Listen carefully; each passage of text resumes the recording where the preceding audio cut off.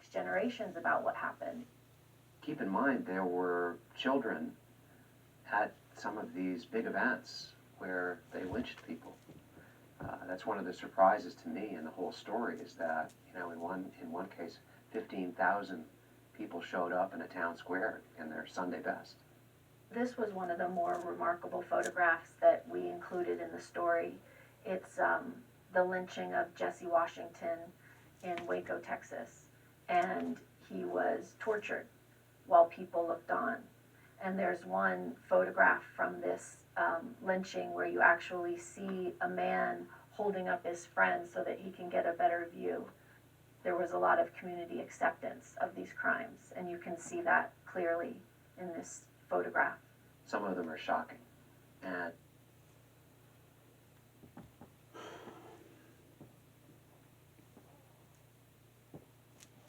so I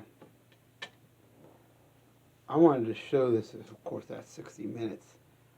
I wanted to show this because there's a lot to unpack when you talk about this election.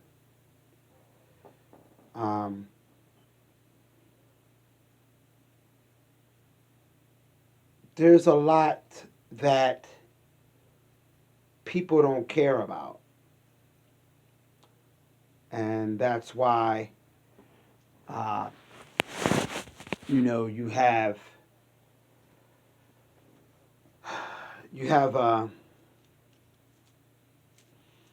this kind of callousness pervading over our society when it comes to us trying to impress upon Trump supporters my biggest takeaway from the election wasn't so much that, it was, but not as much as it was a victory for a particular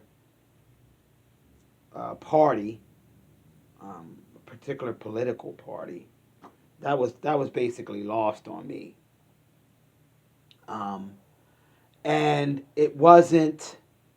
And another thing that was lost on me was people's gripes about a different administration implementing a different policy. That also was lost on me. I could give a rat's ass about that, and everybody else shouldn't give a rat's ass about that. Issues like the one you just saw are the bigger picture. Because we're talking about a mindset.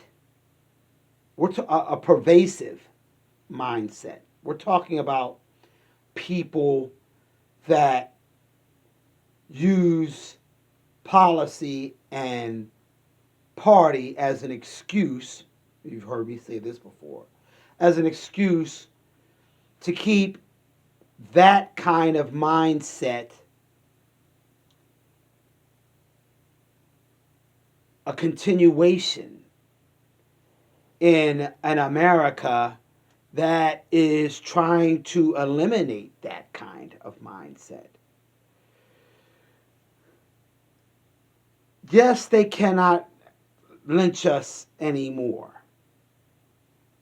But why do that when they can do a slow grind in our social lives? I can deny you health care.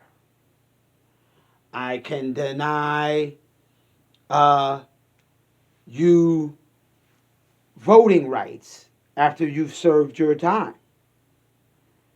I can pit you against one another in your own neighborhoods, which is the big one for me. I can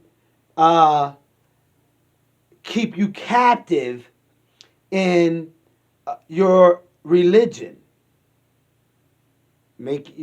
Have you just be, praying to a God that I manufactured. There was a hymn, and I think it might have been Amazing Grace, How Sweet the Sound. A Wretch Like Me. That was a song from a slave trader. And it's a song that they sing in black churches. White churches too. So what I'm saying is that this was not lost on me. The amount of votes that it took to override this kind of mindset, to override this level of dictation, had to be historically high, because that mindset voted historically high for the second place man, the dictator that is going out. Don't let that be lost on you, taking that away from this election. Because if it is, then what you're going to do is sleep on that. You're going to sleep on that mindset.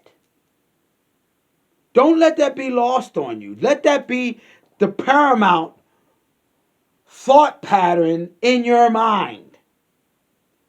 That when I tell you that you shouldn't be shacking up with another black sister, that's not so that, to put us against each other. That's to strengthen ourselves.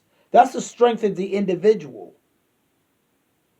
If I say don't go to church, pick up your holy Bible and read it to yourself and do smaller groups, that is to say that it takes a very minute and surgical state of mind to bring us out of where we were.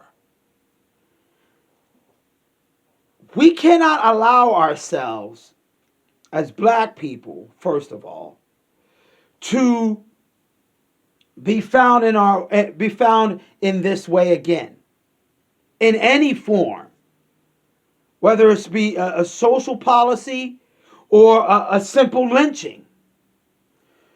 We as white people can't allow ourselves to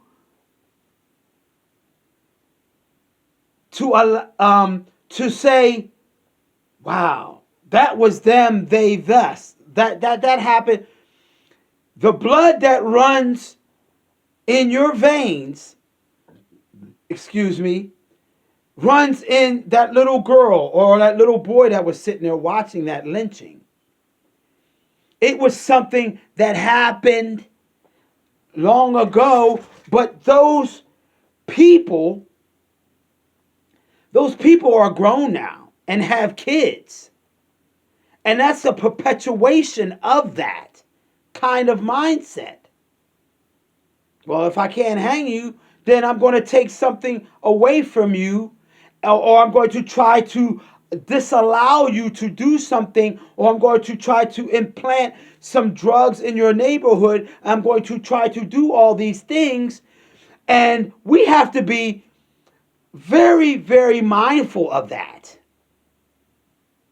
I don't want anybody to look at these videos and say, "Oh man, he's just a hate monger," or he's no. I am not trying to do that. I'm trying to open up the mindset of everyone that if you're going to talk about this, if we're going to get to the bottom of all this, we have to realize and understand each other's states of mind. If I see this and I know that the blood that ran through that man's whose neck was like this, I have to stop allowing I have to fight the urge to ask a white man for something.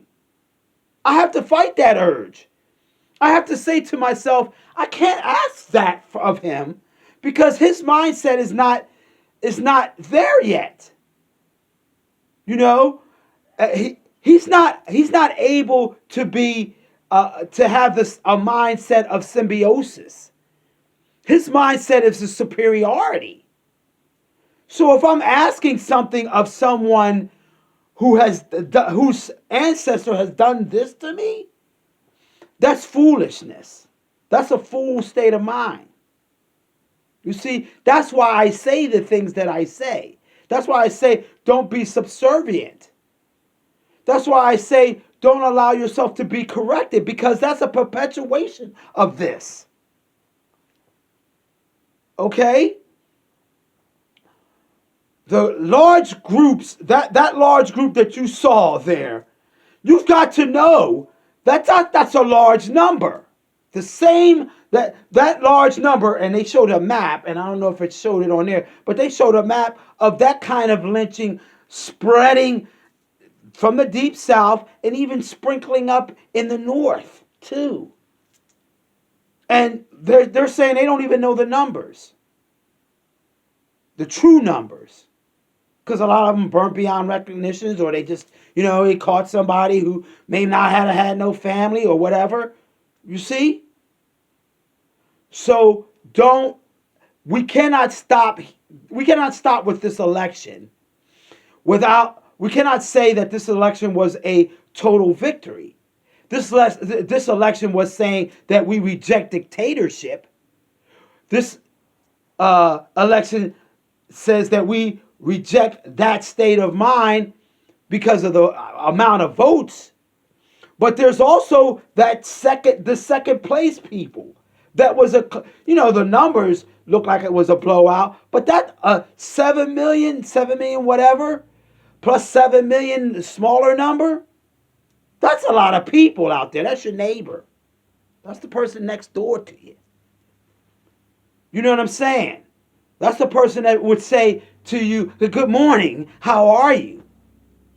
Okay? And until we're able to sit down and over years, because it's going to take time, over years, and hash this out, where we're no longer having this conversation of white supremacy and leftist movements and this kind of thing, where we're able to do a symbiotic relationship with one another, you can best believe another dictator is going to pop up somewhere.